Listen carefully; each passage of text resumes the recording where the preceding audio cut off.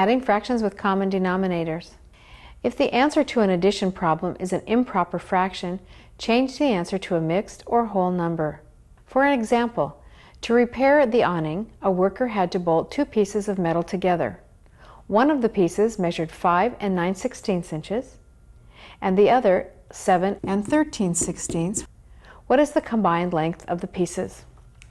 To do this problem, we know we're going to have to do an addition problem. We have 5 and 9/16 for one piece of the awning, and 7 and 13/16 for the other piece of the awning. We want to add one piece of the awning to the other. We're going to add these vertically, 5 and 9/16 plus 7 and 13/16. We're going to use several of the skills that we already know how to do in combination with each other. There's nothing new here really, just a way to combine these facts. When we add the fractional parts of these numbers, we notice that they have the same denominator. So we can keep that denominator and simply add the numerators together. 9 plus 13 is 22. Then we add the whole numbers.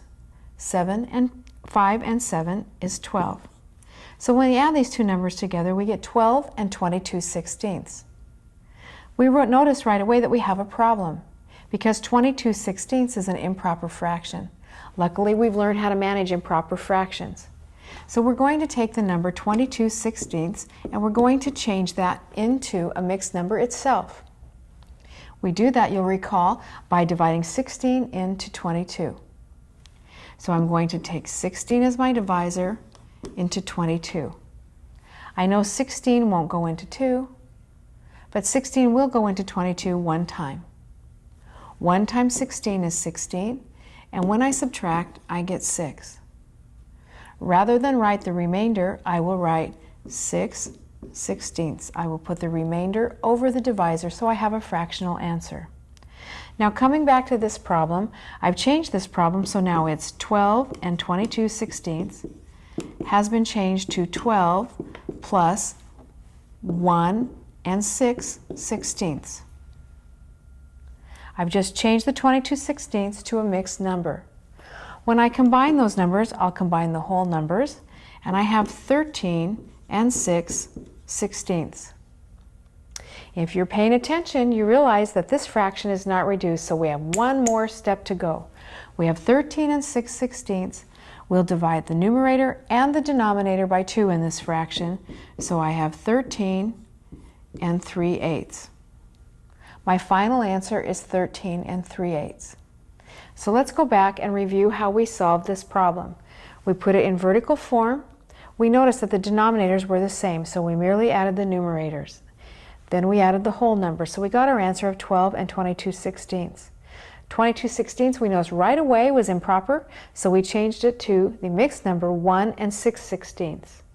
When we added these two numbers together, we got a total of 13 and 6/16. We paid attention and knew we had to reduce this fraction because it was not in lowest terms, so we reduced it to 3/8, coming up with the final answer of 13 and 3/8.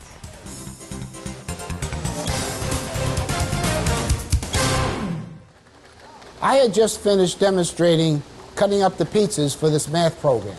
And say the workers ate 2 1/4 pepperoni, 3 1/4 cheese, 2 3/4 meat lovers, and 1 1/4 mushroom pizza. How many pizzas did the workers eat? Let's add up these fractions. 2 1/4 plus 3 1/4 plus 2 3/4 plus 1 1/4. So it's 1 plus 1 is 2 plus 3 is 5 plus 1 is 6/4. 2, 3 is 5, 7, 8, and 6/4. Let's reduce this to its lowest terms. 6/4 equals 1 and 2/4. Let's reduce that to its lowest terms, equals 1 and 1/2.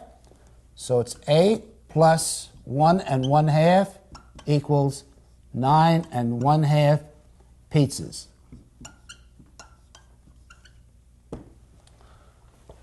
But over here, to because the workers ate 2 1/4 pizza, we had to order 3.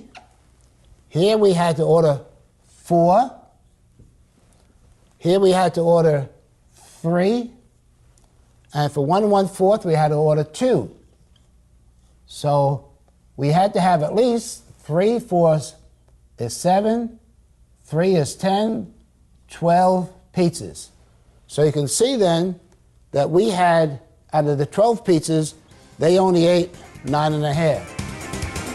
Please pause the video now and complete the problems in your workbook. When finished, press play, and we'll continue with the next lesson.